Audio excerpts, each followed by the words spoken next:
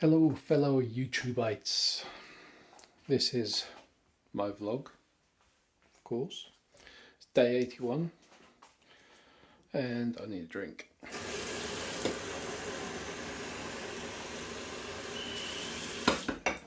Spinner.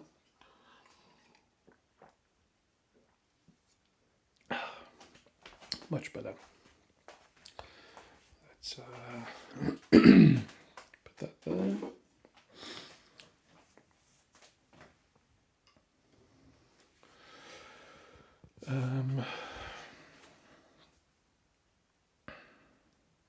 It's Saturday. I don't have much planned for this video. I've let most of the day sort of disappear completely from my grasp. Started the day with reading, writing, going to the gym. That was good. Weirdly,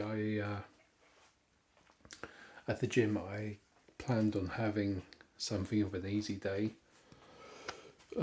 By easy day I mean treating myself and just doing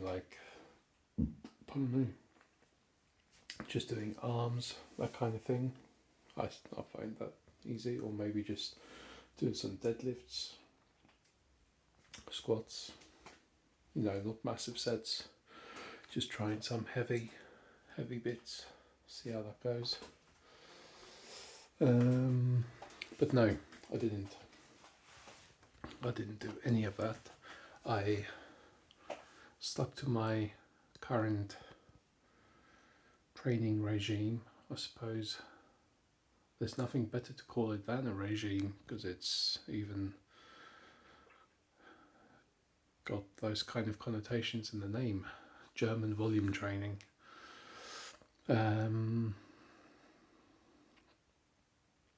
Yeah. So it was very much chest, shoulders, back, lats. Did 4 exercises, 10 by 10, so that's 400 reps in just over an hour. I don't think I went as heavy on things as I could have done or should have done, and there were at least on the incline bench I did, what did I use, 70 kilos. That felt a lot easier than it did 1 week ago, so that's definitely progress. So I think when I do that again, I'll be using or doing it with 80 kilos on the bar for the incline press. Bear with. It's late.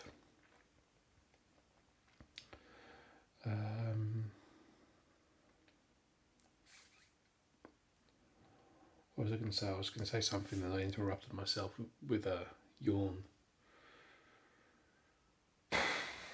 Never mind. Anyway, yeah, that's the gym. Good progress. And like I said in, was it yesterday's video, everything feels tight, twitchy, but not uncomfortable. Everything is under control. So I like it. It's good. I'm still reading a lot of people saying German volume training is not good for strength or building muscle mass, whatever. But at the same time, I'm reading that the way they did it is completely different to what I'm doing. So they would do or focus on one body part, or just do one exercise as a 10 by 10 per day or per session or whatever. Well, I'm doing multiple. I'm doing 3 or 4. So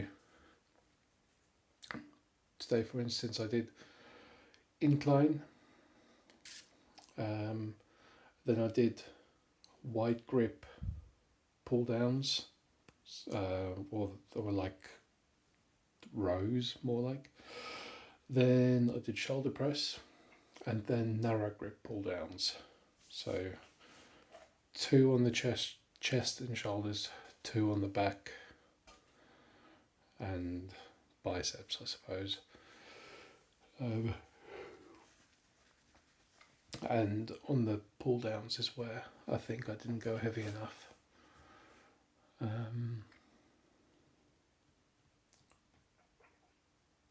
But yeah, that's all good. I know now to go heavier next time. Simple as that. As long as you're learning from these kind of things, you'll be improving.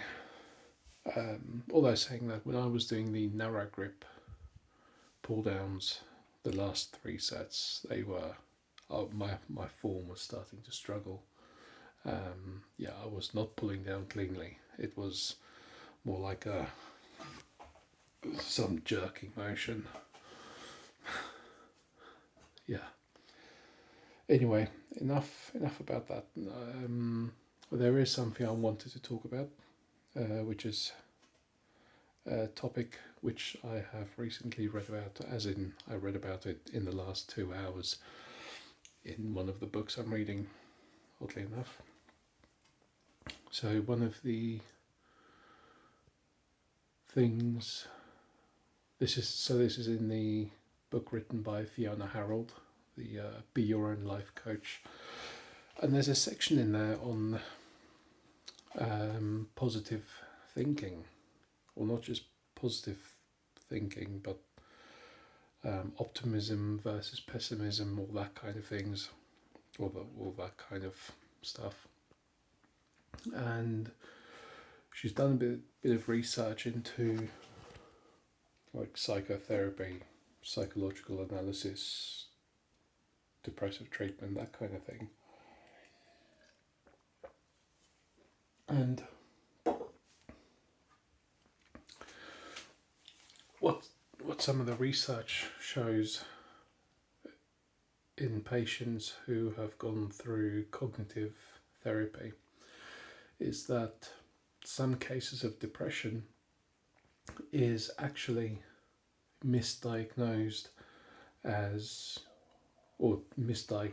depression, when in reality it's mistaken thinking. So mistaken thinking is an interesting one, because it's a situation where you're always the pessimist. You're always thinking something's going to go wrong, or you're always expecting something to go wrong. And naturally, what happens when you're always expectant of something to go wrong or fail?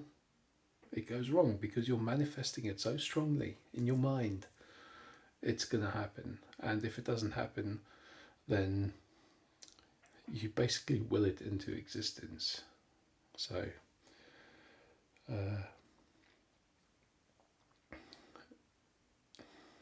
was another section in there that was very interesting, but I've completely forgotten it now. Yeah. It'll get back to me. But she obviously goes on to say that one of the best ways to improve your optimistic thinking is to disassociate yourself with people who are... Oh, now I've got wind.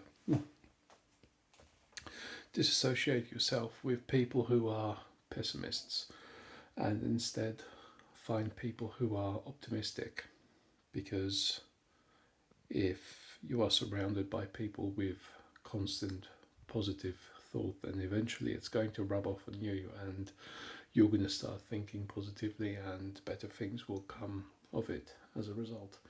So, bloody hell, I've got phlegm stuck in everything, and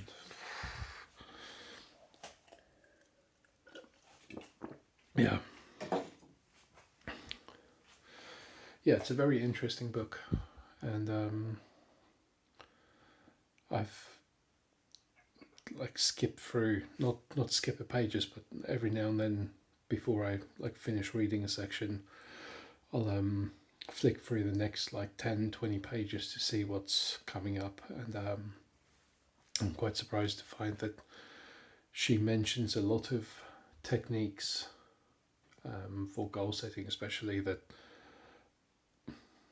quite a few people, big companies, have only started employing in the last like 10 to 15 years. And obviously, this book was written, I think, nearly 25 years ago.